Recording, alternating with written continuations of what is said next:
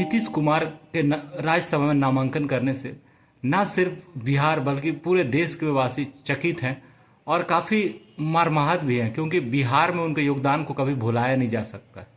तो नीतीश कुमार के व्यक्तित्व, उनके कर्तव्य पे बात करने के लिए हमारे साथ मौजूद हैं जदयू पिछड़ा प्रकोष्ठ के प्रदेश अध्यक्ष राम स्वरूप यादव जी। तो सबसे पहले उनसे जानना चाहेंगे कि नीतीश कुमार से उनका लगाव कैसा है और नीतीश कुमार का व्यक्तित्व कैसा है। तो राम स्वरूप जी, थोड़ा बताएं नीतीश कुमार जी के बारे में। देखिए, नीतीश कुमार जी सरल विचार, व्यवहार और कुशल नेतृत्व के आदमी थे, हैं। और अभी भी झारखंड और बिहार अलग हो गया, हम झारखंड प्रदेश जदयू का प्रदेश अध्यक्ष हैं पिछड़ा प्रकोष्ठ का, लेकिन एक एक कार्यकर्ता को मान सम्मान और इज्जत के साथ में बात करते हैं और उनको एक पहचानने का जो कैपेसिटी है एक अलग ढंग का है। और हम लोगों ने देखा है, आज हमको 35 साल के राजनीतिक जीवन में उन्होंने कभी भी वो अपने सिद्धांत से समझौता नहीं किए, उसूल से समझौता नहीं किए, और उसके आधार पर कुछ दिन बीच में उन्होंने अपने आप को इतने संभालने के लिए, इतने बिहार को विकसित करने के लिए समता पार्टी बनाए। हम लोग जदयू में भले ही थे उस समय, लेकिन जदयू और समता पार्टी का भी एक साथ विलय करके, और विलय करने के बाद में कुशल नेतृत्व से बिहार को जब 2005 के बाद में उन्होंने संभाला, तो वो जो बदहाल बिहार था उसको खुशहाल बिहार के तौर पर लाए, बनाए। 7 निश्चय योजना, घर घर बिजली पहुंचाना, घर घर नल का जल पहुंचाना, सुशासन की बात करना, और इस तरह की जो 7 योजना था उसको धरातल पर उतारे। ये सारी बात उनमें रहा। खासियत ये भी एक रहा कि वो जो निर्णय लेते थे बराबर चौंकाने वाला निर्णय लेते हैं। आज भी जो निर्णय लिए हैं इससे पूरे बिहार ही नहीं, झारखंड ही नहीं, पूरे देश के लोग चकित हैं कि ऐसा निर्णय क्यों लिए। लेकिन एक क्वेश्चन करना चाहेंगे, माफी करिए बीच में। जैसा कि आपने बताया कि वो जब निर्णय लेते हैं तो सब लोग आश्चर्य में पड़ जाते हैं। तो अब वो राज्यसभा के लिए नामांकन कर चुके हैं और बिहार छोड़ दिल्ली की राजनीति में सक्रिय हो जाएंगे। तो ऐसा नहीं लगता है कि बिहार एक बहुत बड़ा नेता बिहार से खो गया या फिर जा रहा है? वो देश का दिल्ली में रहे या कहीं भी रहे, बिहार उनका जन्मभूमि भी है और कर्मभूमि भी है। और बिहार और झारखंड एक था, तो मैं तो समझता हूं कि बिहार और झारखंड को कभी भी दिल से नहीं निकाल सकते हैं। जो उनके दिल में पहले था, शुरुआती दौर में थे, राजनीतिक जब शुरू किए इंजीनियरिंग के बाद से, और उन्होंने कॉलेज से राजनीति को अपना स्टार्ट किया था, उस समय से आज तक बिहार और झारखंड के लिए वो बराबर सदैव सहयोग करते हैं, मदद करते हैं, प्रोत्साहित करते हैं, और आवश्यकता अनुसार समय दे करके लोगों को जो बात होती है उसको ध्यानपूर्वक सुनते भी हैं। आप जदयू से लंबे समय से जुड़े हुए हैं, 35 सालों से, तो कोई अविस्मरणीय कुछ इस प्रण नीतीश कुमार जी से जुड़ा जो आपके जहन में अभी भी ताजा हो?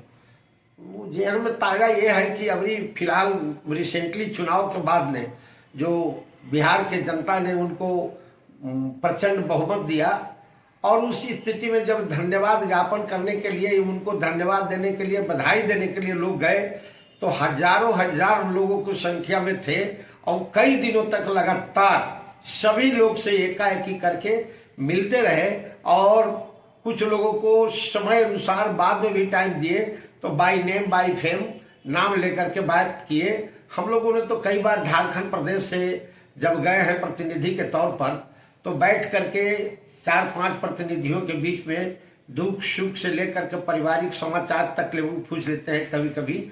इससे कार्यकर्ताओं का मनोबल बढ़ता है, प्रोत्साहित होता है और काम करने की क्षमता बढ़ता है।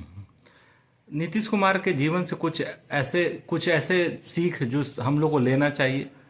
नीतीश कुमार में एक बात था, आज उनका ईमानदारी पर तो कोई दाग नहीं लगा सकता है, सुशासन पर के मामले में कोई समझौता नहीं किया उन्होंने, परिवारवाद से अभी तक ले बहुत दूर रहे हो, जबकि देश के राजनीति में किसी न किसी कारणवश, चाहे जो हो, अपने बच्चे को मोह में, परिवार को मोह में, पत्नी के मोह में, बहुत ऐसा उदाहरण मिला है, देखने को मिला।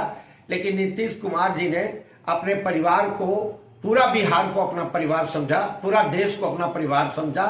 जब केंद्र में भी मंत्री थे तो वही बात सोचे, और बिहार का जब मुख्यमंत्री और मुखिया बने तो वही समझे कि पूरा बिहार के लोग ही हमारा परिवार है, हमारा बाल बच्चा है, भाई भतीजा है, या जो भी उस तरह से है, हमारे पूरे बिहार का समस्त नागरिक या जो ये है जनता है वो हमारा परिवार है। ये इनका खासियत था। लास्ट में आपसे अंतिम प्रश्न करेंगे कि अब नीतीश कुमार तो राज्यसभा के लिए नामांकन करने के साथ ही राज्यसभा के सदस्य हो जाएंगे, निर्विरोध चुने भी जाएंगे। अब जब आप पटना जाएंगे, जैसे पहले आप जाते थे, तो वहाँ नीतीश कुमार आपको नहीं मिलेंगे, तो उनकी कमी कितनी खलेगी आप? नहीं, ऐसा बात नहीं है। दिल्ली में भी रहेंगे तो बिहार को छोड़ेंगे नहीं, झारखंड को छोड़ेंगे नहीं, नजर सब पर रहेगा। और जब मिलना ही होगा तो चाहे वो बिहार रहे या दिल्ली रहे, और हम लोग कोशिश करेंगे कि मिलने के बाद में झारखंड में बुलावे, धनबाद में बुलावे, उनको अभिनंदन करेंगे, बधाई करेंगे। उनका सोच जो होता है दूरदर्शिता है, तो वो दूर की राजनीति करते हैं, लंबी सोच है उनकी, लंबी छलांग है। तो हो सकता है देश की राजनीति करना चाह रहे होंगे, तो उस स्थिति में हम लोग तुलना नहीं कर सकते हैं उनकी सोच का, और कह नहीं सकते हैं। निश्चित तौर पर कोई बड़ा न बड़ा दिशा निर्देश देने के लिए, देश को देने के लिए और अच्छा करने के लिए ऐसा निर्णय लिया होगा। लेकिन मुझे विश्वास है कि बिहार की जनता या झारखंड की जनता अभी भी इस बात को स्वीकार नहीं कर रहा है कि आप बिहार छोड़ करके, मुख्यमंत्री का पद छोड़ करके दिल्ली की ओर जाएं। उसके लिए सभी विधायक का बिहार में बैठक चल रही है, सभी माननीय जितने भी हमारे मंत्री हैं, संसद है, सबका बैठक चल रही है। अंतिम निर्णय बैठक में ही होगा कि वो क्या होगा, नहीं होगा। और एक बात जो नहीं कहना चाहिए वो हम कह दे रहे हैं, अगर बिहार के जो विधायक हैं अगर ढंग से नीतीश कुमार जी उन लोगों को समझा नहीं पाते हैं, उन कॉन्फिडेंस में नहीं लेंगे, तो हो सकता है कि कल आने वाला दिन में जितना वोट देना चाहिए उनको राज्यसभा के लिए, उतना वोट नहीं देंगे तो ऑटोमेटिक अगर इस तरह का बात अगर हो जाएगा तो फिर जो कहते हो जो बिहार का मुख्यमंत्री है वही रह जाएंगे। ये हमको लगता है, उम्मीद है। चलिए, बहुत बहुत शुक्रिया।